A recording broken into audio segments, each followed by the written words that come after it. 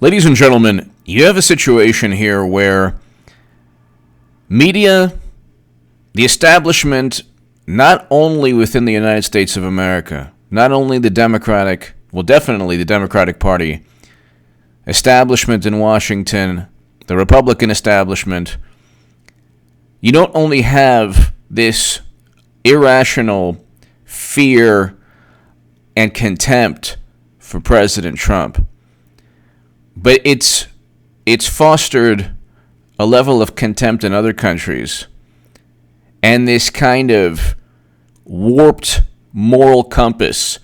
There are unfortunately a great many people, you probably know them in your lives, who view disliking Trump as some kind of virtuous endeavor. They say, oh my God, look at his behavior. Meanwhile, Madam Secretary, when running against President Obama, brought up RFK and what happened to RFK. This is in 2008. We can go, this is, the assassination of RFK while running against the first African-American president. That's Hillary Clinton. She gets away with that. With Trump, they say he made fun of a disabled reporter. No, he didn't. He did those gestures all the time, and they attributed. There's even a video. There's a Fox News video. All the times he gestured in that manner, but they said, well, he made fun of this man, so he is despicable. He didn't. That's fake, bogus nonsense. He did the same thing to Ted Cruz and other people. They even stopped him mid-gyration and said, look, but then see, this goes to the minds of, basically, I'm getting to Justin Trudeau. President Trump is blaming Trump blames Justin Trudeau for being cut from Home Alone 2 in Canada. Now, before we get to that, you have to understand the mentality and the twisted mindset of people on the left and media, not only in the United States, but also in Europe. You can look at British media, you could look at media in Canada, you could look at media in the United States of America. But Trump didn't make fun of a disabled reporter. That never happened. Hillary Clinton actually did bring up the assassination of RFK. Let's see, Clinton referred to black youth as super predators. And not only that, she stated, who must be brought to heel and who lack empathy. These are her words. She also defended a criminal when she was part of a criminal defense team that I can't even talk about what this man who will be burning in you-know-where eventually. I can't even talk about what she was laughing at. You can look at the tape, or you can hear it on YouTube, or whatever. So she was laughing at helping a criminal she defended get away with something. That is the accurate. You can look at PolitiFact and Snopes and they'll try to spin everything. You want to talk about despicable behavior? It's right in front of you. With Clinton, not with me. Not with Trump either. Trump is like a kid on a playground that's a belligerent kid, but he's actually belligerent and bullying. And you know what he is? He's a kid who goes after the really cool kids in the cool crowd. And he might go after every other group on the playground, but he only does so when he is attacked, and he's the guy that on the playground or in high school that the cool kids can't stand. he goes after the people that go after him, and the establishment is always, always trying to tear him down, and in doing so, they tear themselves down. They have no right to talk about a responsible candidate. Well, the United States it was irresponsible in electing Trump. Why am I going on this tangent for 5 minutes? I'll get to here. Trump blames Trudeau for being cut from Home Alone 2 in Canada.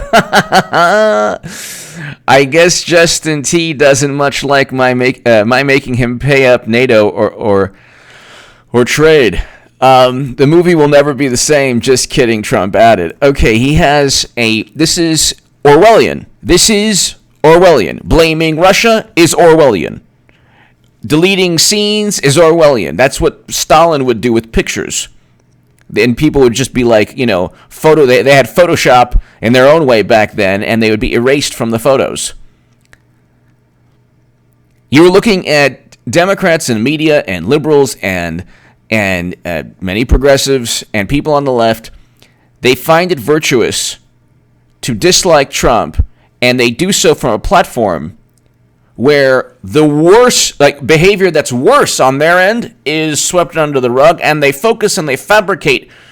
They say, did you see what Trump called Elizabeth Warren? He's making fun of a genocidal moment in world history. No, he's not. No, how do you make that leap? But you know who did nothing during Standing Rock? President Obama. Do you know who drank Flint water while it was poisonous? President Obama. But tell me more about Trump's behavior. For the most part, I am happy and content, and I find it hilarious that Trump goes after the same duplicitous, nasty, shady, disgusting, disingenuous monsters in media, in the establishment, that say, we're doing this for the people of Libya, and destroy a country because in a failed NATO intervention, and just say, well, it's my biggest mistake. And then they set up and framed Trump and said he worked with Russia because they cheated Bernie Sanders. And by the way, don't say that, oh my God, Politico said, you know who Politico quoted when they wrote that article yesterday, or they published the article? David Brock. There was an article, I'm sure that nobody cares, or some people do care who are still watching. God bless you, but God bless everyone watching here, but thank you. But they said Bernie Sanders is taken seriously by the Democratic establishment. Oh my God. David Brock was quoted as praising Bernie Sanders. This is all to pave the way for Clinton. Whatever. Okay, yeah, it'll be Biden, no more. Okay, Clinton's going to be nominee, but that's another story. Trump says NATO allies like Canada are delinquent on military spending. Is he wrong? And then you get to, yeah, he's right. They're supposed to spend 2% of GDP. What is Canada spending? Lord. Can't stand that sound. Okay. What is Canada spending? Here we go. It's almost there. Canada's current spending comes in at just over 1% of GDP. A figure that many argue is too low to sustain a modern fighting force. Okay. Canada signed on to an agreement to move towards the 2% of spending target at the 2014 NATO summit. This is why when Trump leaves the Paris Accords regarding climate change, and they say, oh my God, the sky is falling. There's no, on these NATO, agreements and, climate change agreements, these multinational agreements, it's all done by Scout's honor. There's no way to punish or implement some kind of sanctions on countries that don't meet the established, agreed-upon target. And by the way, this gentleman goes on to talk about, the article is actually a great article. This is actually CBC News. And they this is July 11, 2018. Goes on to talk about how Obama and Trump on the same page. So European and Canadian military budgets have increased last year, but NATO spending is an old obsession of American presidents. Trump's predecessor, Barack Obama, also chastised free riders for failing to spend a long-held target of 2% of their gross national domestic their national gross domestic product on the military. So, Obama suggested the United Kingdom's reluctance to increase its defense spending could threaten its special relationship with the United States. Obama even called out Prime Minister Justin Trudeau on the issue when he addressed Parliament in June 2016. The world needs more Canada. NATO needs more Canada. We need you. Okay, but when Trump does it, you know what we're going to do? We're going to, now, did Trudeau force the CBC to cut him out? No, probably not. Maybe, who knows? Probably not. Okay, almost certainly not. I can't imagine. But the maniacal, rabid nature. People despise Trump. There's no quagmire he got us into. Bush got us into never-ending conflict and military interventions, and they don't care. And people are like, oh, he's a good guy. Still, people say, oh, yeah. Democrats have a favorable view of George W. Bush. A favorable view. They call him a normal, responsible Republican. They call Trump irresponsible, and they attribute, oh, he goes after, innocent people. No, he doesn't. No, he doesn't. He took advantage of anger, and he uses people as scapegoats. No, he doesn't. No, he doesn't. This is you can find every quote that you don't like from Trump, you could find from Hillary Clinton, and worse. And worse. And she's going to be the nominee, and she was the 2016 nominee. She lost, and I said she would lose in 2015. In 2017, I wrote, Clinton 2020 is a reality. Get ready for 8 years of Trump. I love how a couple of days you don't hear from Clinton, and people are like, that's it, she's not running. It's like, no, she doesn't care. People say she would never run. Why? Because you find her unelectable? Now you do. I was saying it in 2015. But the same people who are talking a lot of you-know-what about Clinton not running, those are the same people who will, these are going to be the biggest zealots who say, you better vote for Clinton because I don't want the orange monster. Look, there's record low unemployment. You could say, oh, it's not Trump's doing. Well, then wait. George W. Bush started the bailouts. He started the rescue that President Obama is credited for in terms of the bank bailouts and rescuing the economy from the 08 collapse. But it was Bush that pumped money into banks first and started that ball rolling, and then President Obama did a lot more of the same thing. So then do you say it was Bush's economy? It was Bush's recovery? No, you don't. You give credit to President Obama. And the Dallas Federal Reserve says that I did this on my other channel, H.A. Goodman's other channel. The Dallas Federal Reserve says that the tax cuts did help GDP. Didn't do everything, but they did help spur economic growth. Household median income is up. Wages are finally rising. This is according to the New York Times. You say, oh, well, real wage growth isn't. Well, real wage growth wasn't up under President Obama. The difference being you have a lower unemployment, you have a higher labor force participation, you have manufacturing jobs, a 300,000 plus increase in manufacturing jobs under President Trump with a 300,000 decrease, 300,000 lost under President Obama. You can go on and on.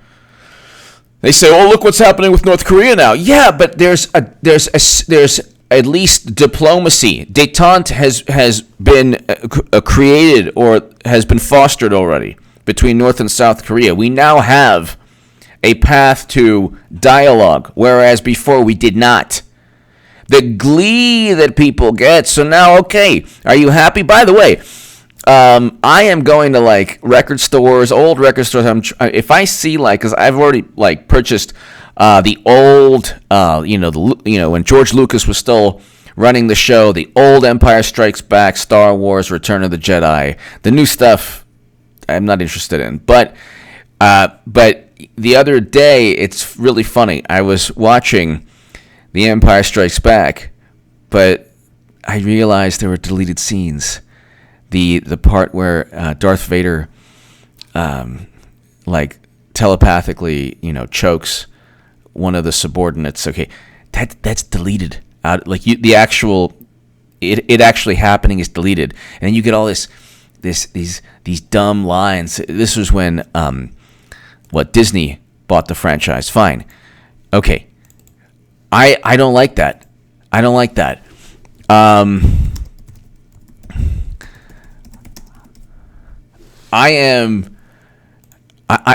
don't see why there's any reason. So now I have like the original DVDs, none of the deleted nonsense, so I can watch The Empire Strikes Back the way I remember it when I was growing up. Darth Vader just as bad as he always was. Okay, so I don't have to deal with the whole Mishigas, the whole nonsense.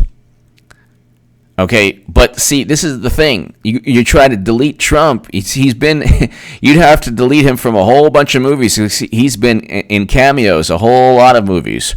Okay, he's been in hip hop and rap songs. He has been part of American culture for 30 years. He's part of Americana even before he became president. You could pretend, and he went ahead and he conquered. In terms of Hollywood, he already conquered Hollywood with The Apprentice. So, I mean, you can go ahead and Democrats, they're hilarious. Let me tell you something.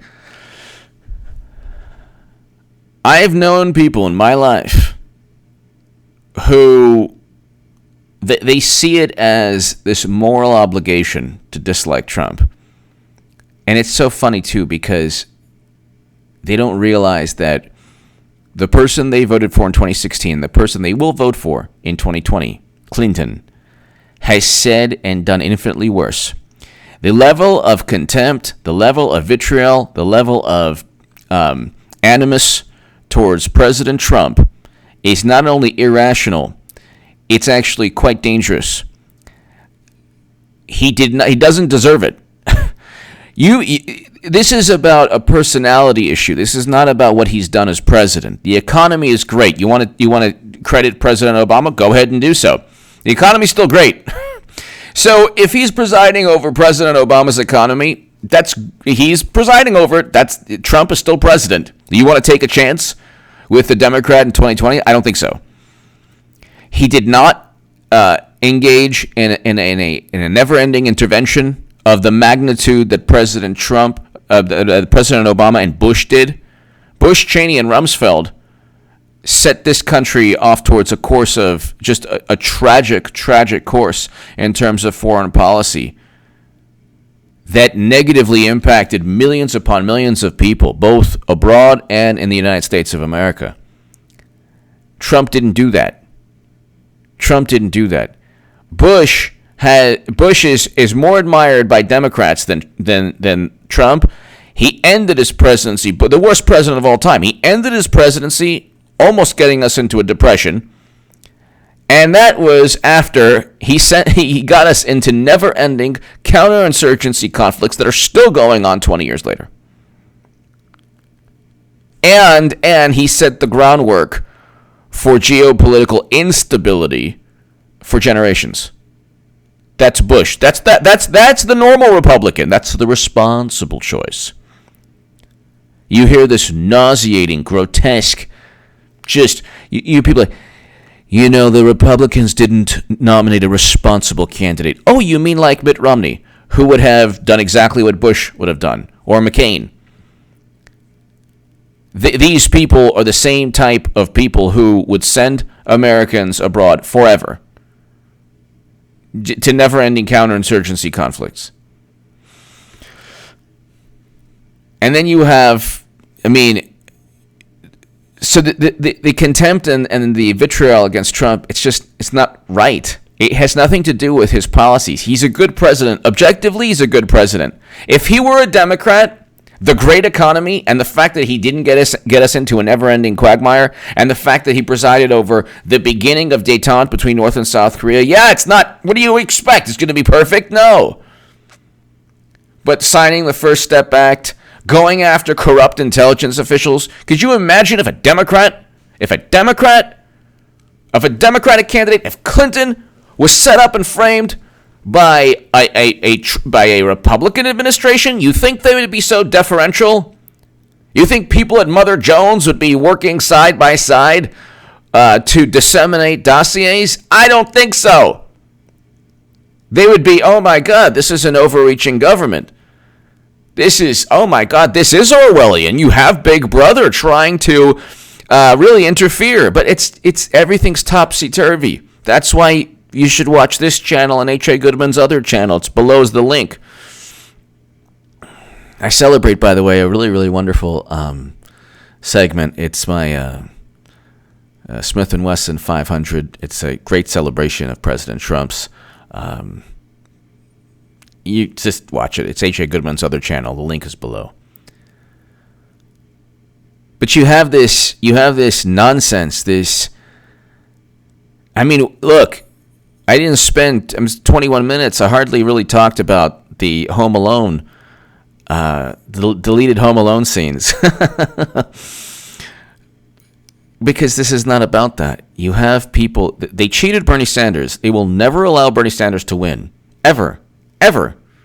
And honestly, look, if it's not going to be Bernie, but it'll be Clinton versus Trump. But let's just say in an alternate universe, it was Bernie Sanders versus President Trump, I would vote for President Trump. I'm not going to vote for somebody who couldn't even say that he was cheated and who,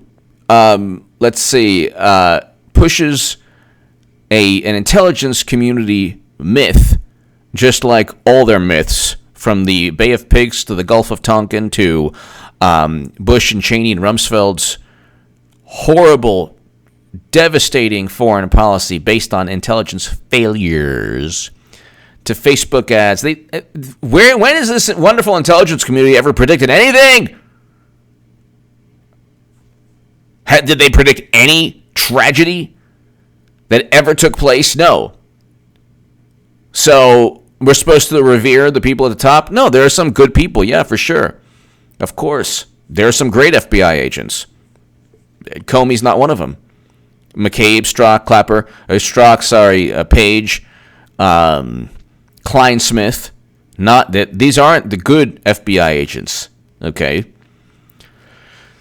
Anyway, the point is, where are you going to get a president that makes the people who you despise so angry? That's basically the best way to describe Trump. The New York Times reading liberal. Climate change is so important. President Obama presided over the largest expansion of domestic oil and gas production. Whataboutism! It's whataboutism! You see what you're doing? You're engaging in proving that I have been a hypocrite. All this time I despised Trump. Because when President Obama was doing things that I find horrendous, at least it was a Democrat doing it, so I said nothing. But Trump, look what he's doing, demonizing people. He's a demagogue. You should read an article it's called Orphaned by Deportation. It's in The Guardian. During Obama's years, yeah.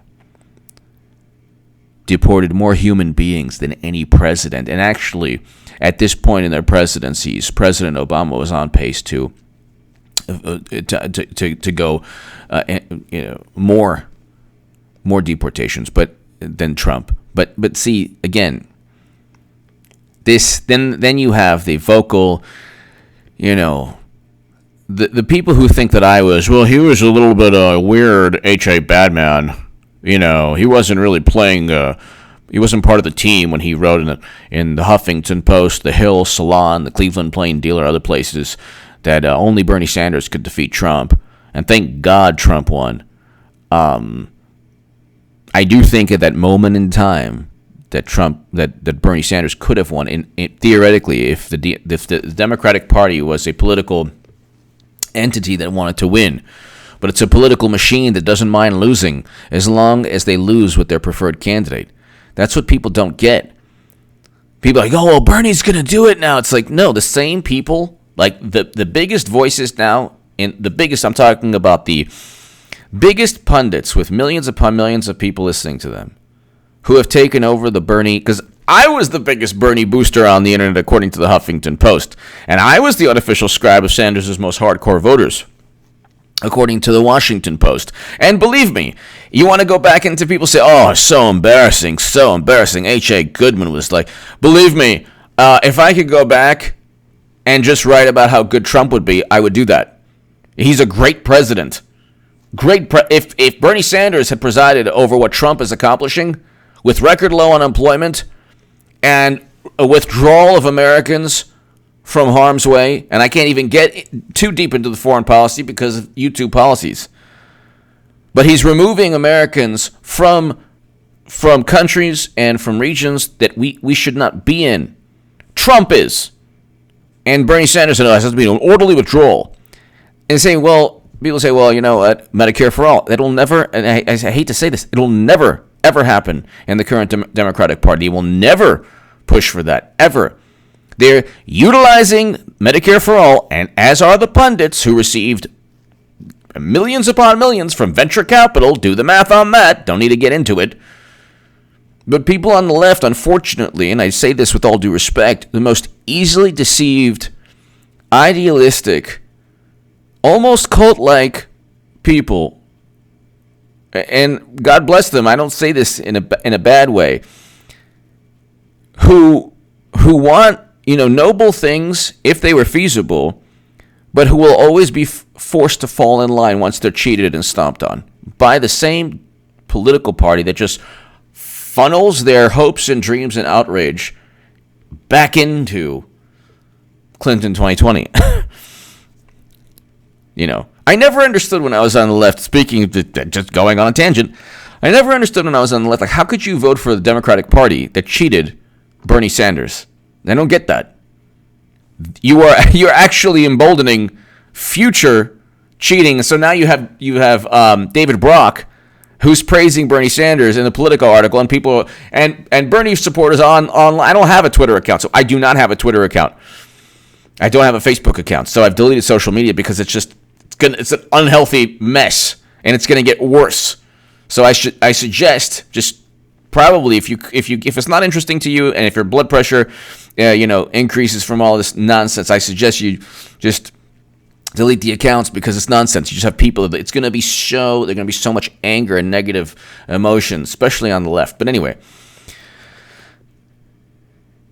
why do you think that Bernie Sanders was cheated in 2016? It wasn't the Russians who cheated Bernie. Debbie Wasserman Schultz was forced to resign. So to the progressives who still watch this channel, if there are still progressives who still watch this channel, God bless you. Thank you.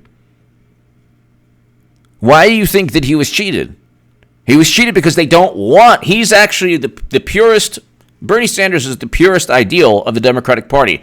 President Trump, you could say, is probably in some ways the ideal of conservatives. The difference is that for a long time, conservatives said, "Oh yeah, we'll do this," but Trump is doing it, and not only bad things. Like Van Jones even said that conservatives or Republicans are at the forefront of criminal justice reform. Well, Trump signed the First Step Act. Well, he's a pretty bad racist if he did that. And then there's record low Black and Latino unemployment. There's the unemployment rate for Latino and Hispanic men is below the national average. Under President Trump, not under Bush or President Obama. But do you think that Democrats, the establishment, they're going to relinquish political power and influence, and they all pledged allegiance to Clinton a long time ago? Clinton will be the nominee, and when she becomes the nominee, just like I said in 2015, when I said that she would lose, and NPR quoted me. It's in the pinned comment below. Look down. It's right underneath my H.A. Goodman's other channel segment Look down below. NPR quoted me and Nate Silver. Guess who was right? Guess what he said? Guess what I said? Read the article below. It's in the pinned comment, the link. You can actually read the paragraph. They cheated Bernie Sanders because they don't believe in the ideals of the left. The Democratic Party has always been a Republican-light political party. That's an existential dilemma for them. Because once they cheated Bernie, they sent a very clear message. We will not ever implement Medicare for all, Green New Deal, whatever. But what we will do is this. We will continue to deceive you, and you will fall in line, because the worst thing that could ever happen to you is to be called H.A. Goodman. Or the worst thing that could ever happen to you is to be called a Trump supporter. Or the worst thing that could ever happen to you is to be labeled as not a true progressive or whatever. And so they cheated Bernie Sanders, who was the epitome, the embodiment of liberal values, or I should say progressive values. He's running again now, and they blamed Russia, which is so absurd that people would... The intelligence community confirmed. So what? You have a bunch of imbeciles at the top who said something. They always lie, and they don't have any evidence. In fact, they even said in their intelligence reports that we have high confidence, and our high confidence could be wrong. It's a judgment call. They don't even know if the DNC was hacked by Russia. They've indicted a lot of people, and they say it happened, but they indicted people on Company One, not the United States government. When's the last time the U.S. indicted foreign nationals based on a company that was outsourced by the Democratic Party? That company was CrowdStrike. But anyway, whatever. Why am I going on forever about this? This is actually a big deal, and it's not a big deal. It's not a big deal that they deleted scenes from Trump. It's a petulant, weak, malicious type of thing. The issue, ladies and gentlemen, is that their treachery will be their undoing. And they don't see it. This is not sustainable. None of this is sustainable. Just like I said when I was the biggest Bernie Sanders booster on the internet, according to the Huffington Post, and the unofficial scribe of Sanders' most hardcore voters, according to the Washington Post. Those links are below in the pinned comment. And I explain why Bernie supporters should vote Trump 2020. That's my article in the Federalist below in the pinned comment. And that's another thing. I can go on forever. How do you get from Bernie to Trump? How do you go from Bernie to Trump? Read the article. Anyway, to my 33-minute crowd, I love you. God bless you. Merry Christmas. Happy holidays. Thank you for the happy Hanukkah wishes. And where are you going to find a president that signs an executive order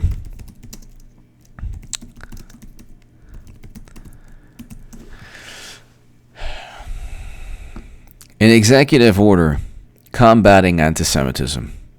Where are you going to find a president that does that? Where are you going to find a president that signs the First Step Act? Where are you going to find a president that steps foot in North Korea? Where are you going to find a president that record low unemployment and record highs in the stock market? Because I don't know when's the last time that happened.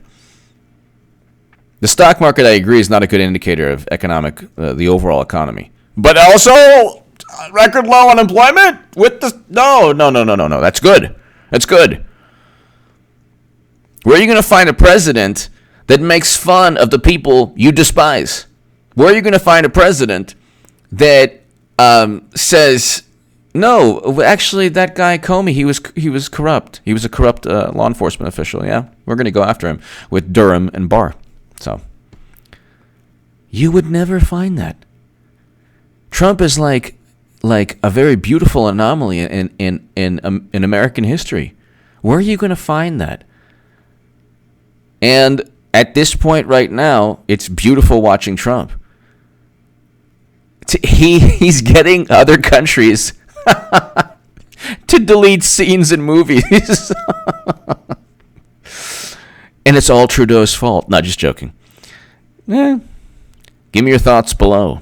If you're Canadian, what do you think of what Trudeau might have done? I'm sure he didn't, but, give me your thoughts below.